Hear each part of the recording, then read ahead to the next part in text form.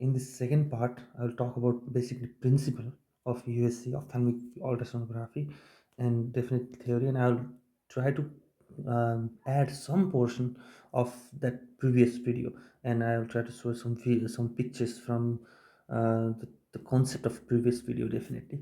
So let's move forward and let's talk about principle. So basically, principle is pulse ecosystem where the emission of the multiple short pulses of ultrasound wave with a brief interval to detect and process and display in the basically turning echoes. So let me clear it. So there is an electric current going on, and that electric current to the transducer. So transducer create what? uh, Ultrasonographic wave.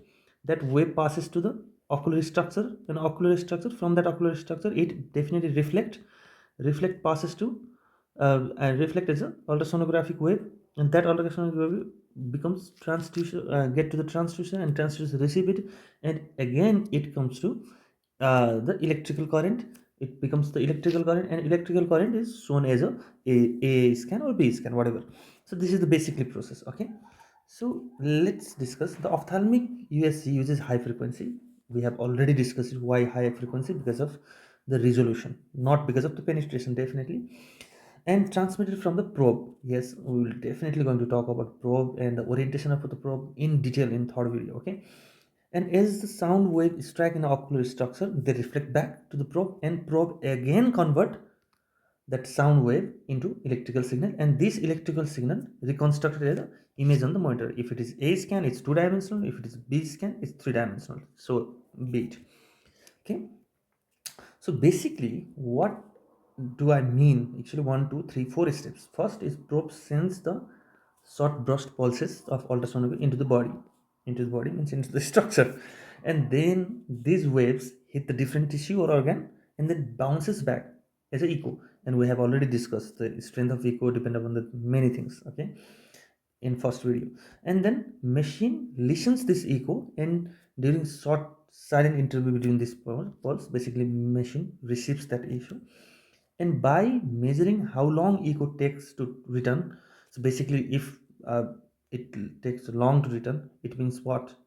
So, and it means the distance and how strong they are, and depend upon the, if A scan, it means how strong it A scan means the spike is, how strong in B spike means that dot, and the brightness of dot, isn't it? Stronger the reflection, because brighter the point in B scan. Definitely it depends on A scan. It's like amplitude of the is amplitude of the that is spike to two dimension. In B scan, the dot and the brightness of the dot, isn't it?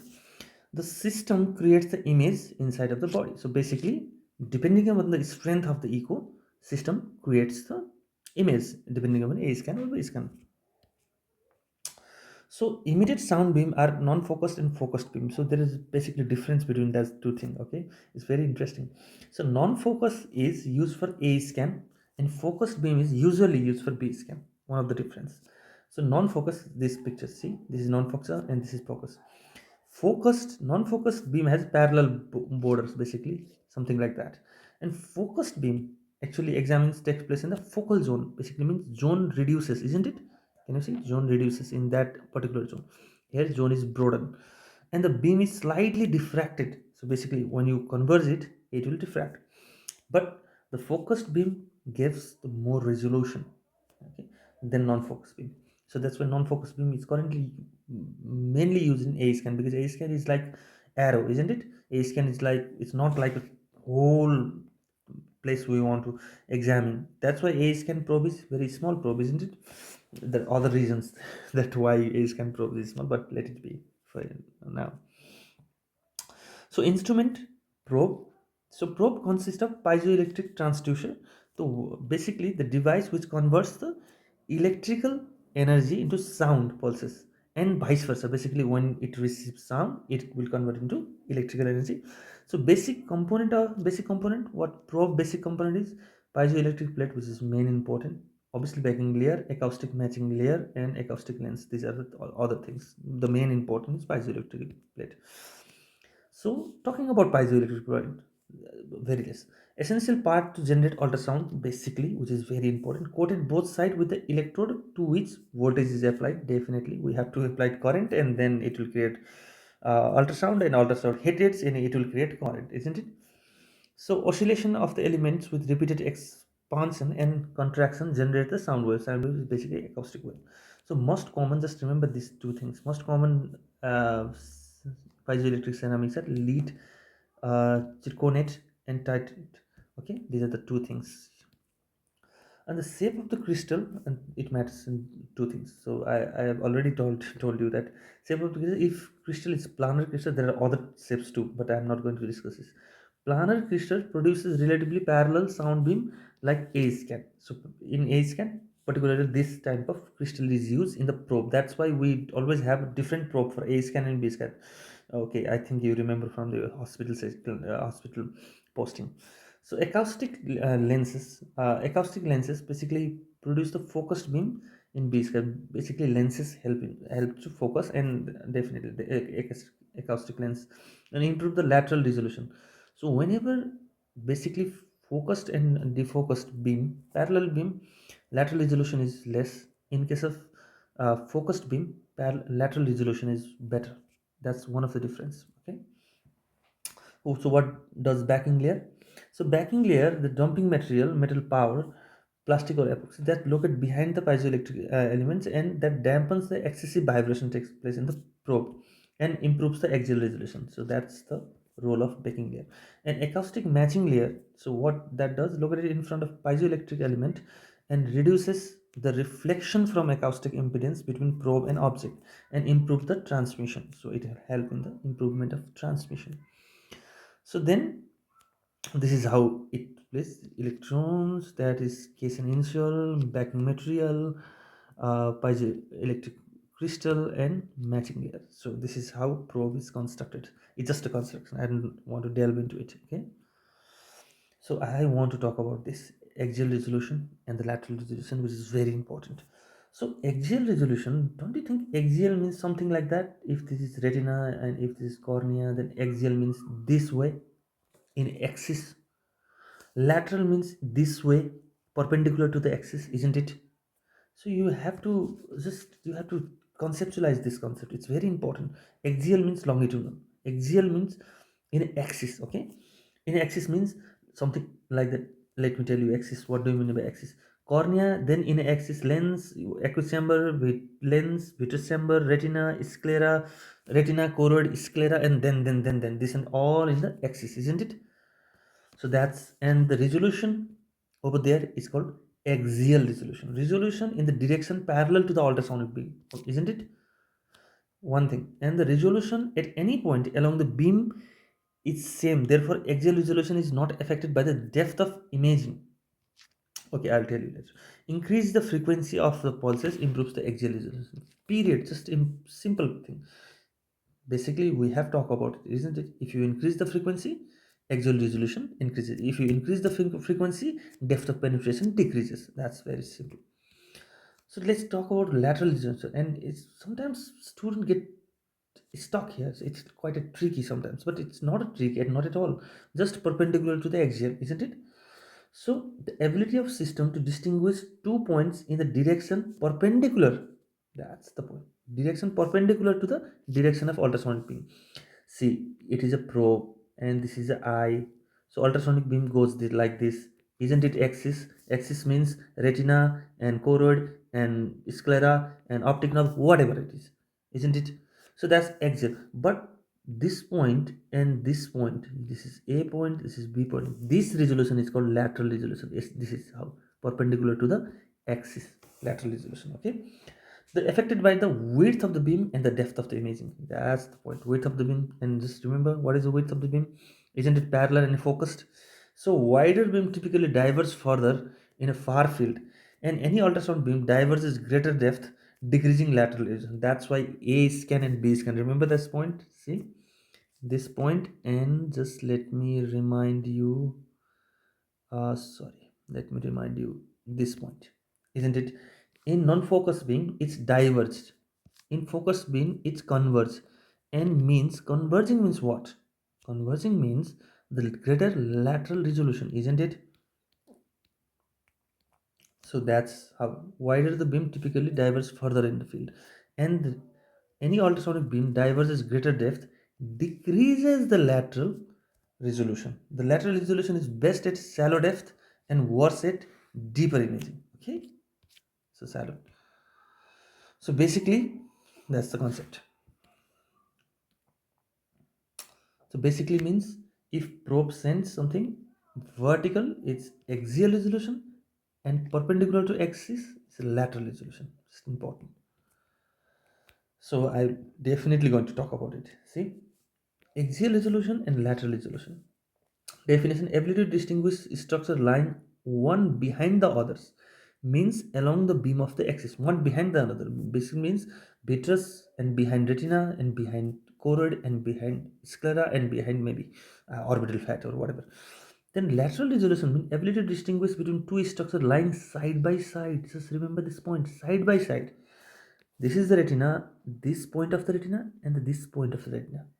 Fine. The perpendicular to the beam basically means perpendicular to the axial resolution is lateral resolution. Okay. So direction parallel to the sound beam, direction perpendicular to the sound beam, determined by spatial pulse length, wavelength, and the number of cycles, determined by beam width at a focal zone. It's very important. So it means basically if you increase the frequency, axial resolution increases, but definitely decreases the penetration. So improved by higher frequency pulse, isn't it? So narrow and focus, that's very important. Improved by focused beam. That's why you B scan used focused beam. It's very important. In B scan we have to know lateral resolution. We have to have lateral resolution at the same time axial resolution, isn't it? So it's better. Relative quality in IUSC better than the lateral resolution. Definitely, there is always, it's yes, always you can tell axial resolution is better than the lateral resolution. It's like always. So because a high frequency probe in 10 to 10, okay, poorer than axial length, but can be enhanced by focusing. It's very important. That's why I have put that slide, focused beam and parallel beam. Why I have put that slide? Because it's important you understand this concept. So many of the students think that this or whatever optometrist teach like in depth, but remember knowledge is like always in depth, isn't it? So you have to understand small things, then you are confident in your life. So just understand axial resolution and lateral resolution so deeply that you won't miss case actually in real field. Okay, so clinical importance in IUSC, so differentiate closely here. Basically means retina, choroid, vitreous, whatever vitreous. So that's differentiating in an axial fashion, but differentiating adjacent structure, optic nerve versus orbital mass. If they are close, like this is retina and this is optic nerve, and there is orbital fag. It isn't, isn't it? Isn't it? So you have to differentiate their sorry, there you have to differentiate that there is some lesion or in optic nerve, and this kind of differentiation is definitely it's lateral resolution, isn't it? Okay, too much of talk in axial and lateral resolution, but you have to understand this concept too deeply. Okay, so receivers, basically receivers means what? Returning turning echoes and produce electrical signals and undergo complex processing and amplification, compensation, compression, and rejection, whatever. So let's move to some terminologies, some really important terminologies I'm going to discuss a lot. Okay, so first discuss about the gain, which is very important. Gain is not an absolute unit; it's always a relative unit. Okay, of ultrasound intensity. Basically, gain means intensity. Just don't just many of the students don't know about gain. What do we mean by gain? If I ask any student, they said gain, gain, gain, and they cannot exactly tell what is gain. So it's actually relative unit of USC's intensity. Just higher the gain means higher the intensity. So which is expressed in decibel. I have talked about decibel in my AVF presentation. So SBF presentation. Just you can go there and understand what is decibel means. So adjust of gain doesn't change the amount of energy emitted by transducer. It's very important. So does not change the amount of energy, but what it changes the intensity. That's why it's called intensity, isn't it? From intensity of the returning echoes to display. So that's very important. Basically, they change the intensity of returning echoes to display. Higher the gain means greater the sensitivity of instrument to display weaker echoes. That's fundamentally important concept you have to understand. If you increase gain from, normally we take gain around 60 70, yes, but when you increase the gain, then you must understand machine now displays even weaker echoes. It means that there is a chance that there is a lot of noises will come. I'll make one separate video on noises of USC. Okay, let's discuss further. So basically means is small vitreous opacity you can see, like for example vitreous hemorrhage. We will definitely talk about vitreous hemorrhage. So lower gain means weaker the depth of sound of penetration. That's another important. That's why if you have like very dense cataract, then you have to increase the gain. It's very important. Then you have to increase the gain. Okay. So acoustic impedance or mismatch, what do you mean by that? The resistance of the tissue passes the sound wave, the difference in the two interference. That's why higher the difference in the two interference, greater the reflection, isn't it? Homogeneous means vitreous sound passes through the tissue and no returning sign. Homogeneous means everything is same, like in vitreous. If everything is same, then when there is something in between, like blood, then you notice, isn't it? Heterogeneous means orbital fat. It's very important. So different level of acoustic impedance mismatch within the tissue in orbital. That's why orbital fat you will see a scan like decreasing like this. One of the reason, not all the reason, but one of the reason. Okay. Anechoic, no echo. Where is that happen? In vitreous, definitely. From back surface of the lens to the retina, because it is anechoic. There is no echo in vitreous. There is nothing, like it's simply same, isn't it? Attenuation means sound absorbed and scattered. And sound attenuation, it decreases like this. You'll see in orbital fat, isn't it? In A scan. Shadowing means sound is strongly reflected, nothing passed through it. It's commonly seen in this case. Okay, you'll see intrusions optic nerve, because uh, I think I will show you, or not just go in few of the books and you'll see intrusion optic have not, or just Google it. You'll see it what I mean shadowing means. Okay. Reverberation, which is collection of reflected sound bouncing and back and forth between tissues boundary, which is foreign bodies, commonly seen in this case in foreign body. Okay, let me discuss. I have taken this definition. I'll go very speedy. Okay, pulse ecosystem, the basic unit which include piezoelectric transmission to generate ultrasonic wave and receive which process returning back to the display. We have talked about acoustic impedance. Impedance means hindrance, isn't it? The difference between the strength of returning echoes from tissue boundaries with abrupt change in acoustic property. These surfaces are also known as acoustic interferences.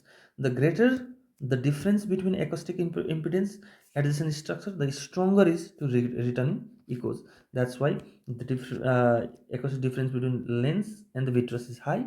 That's why greater amount of light sound is reflected, and the vitreous and difference between vitreous and retina is high.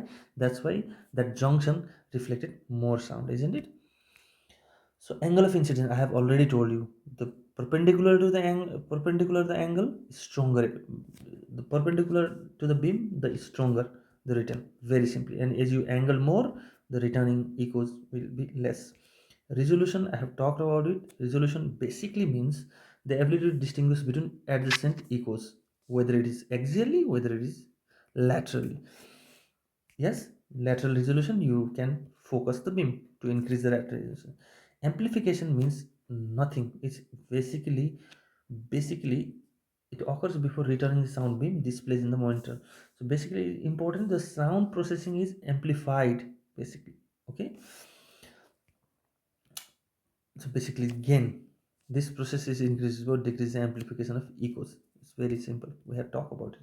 Time gain competence, this technique is used to enhance the returning echoes from deeper structure by reducing those from the structure closer to the surface, and this typically used in studying the orbit. But I don't think I have used this concept in my private sorry, in my hospital posting or teaching student. I have not used that. Okay.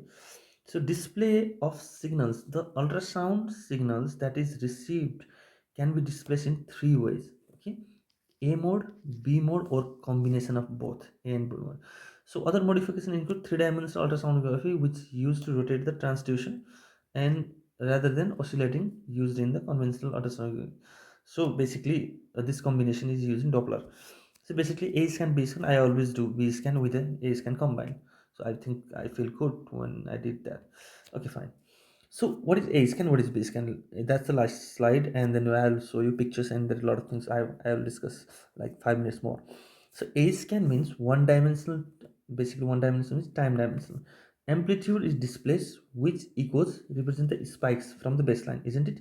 The space depending upon the distance from the each other of the probe, each other, isn't it? The 2 points. So amplification is linear. A scan used in axial biometry, logarithmic when combined with B scan, and accept in standardized A scan and tissue. Basically, A scan means just spikes. So we use A scan mainly for biometry, isn't it? Axial biometry.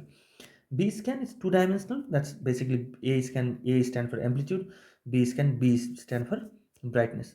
So brightness displayed where the strength of the returning echo is displayed in a dot, isn't it?